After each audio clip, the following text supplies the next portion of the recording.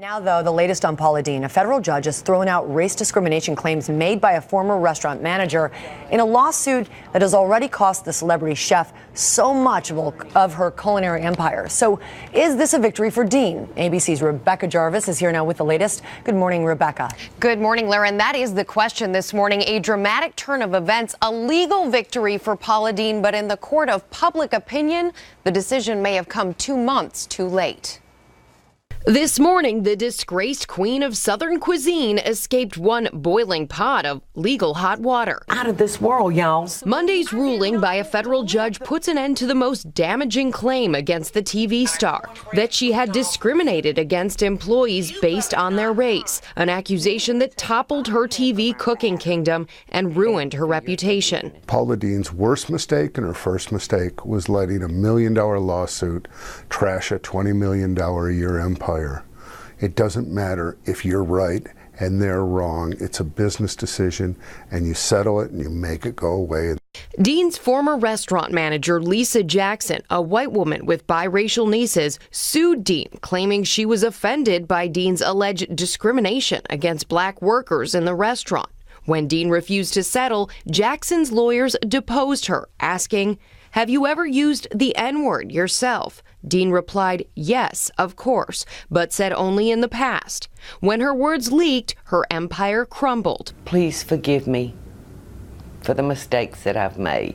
The Food Network dropped her show, and a chain reaction of retailers who sold her cookbooks and cookware, Walmart, Target, Home Depot, and more, cut ties. But the judge's ruling stated Jackson had not proven her claim, saying she was at best, quote, an accidental victim of the alleged racial discrimination. Still this morning, many wonder if it's all too little, too late. It falls apart in minutes. It can take years to rebuild. This is not a moment where the sponsors go, look, we wiped the slate clean, we're back. This morning, Deen's publicist tells ABC News the star is pleased with the ruling and that Deen is confident that those who truly know how she lives her life know that she believes in equal opportunity, kindness, and fairness for everyone.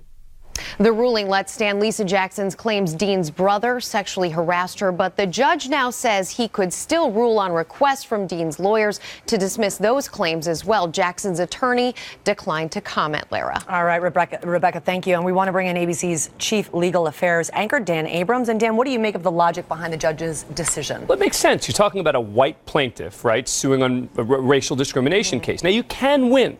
Meaning, if she was able to somehow demonstrate that she wasn't able to work with her African-American colleagues, for example, based on this racism, that could be a legitimate claim. But the court here saying that there is no indication that that was the case in this particular lawsuit and throwing it out.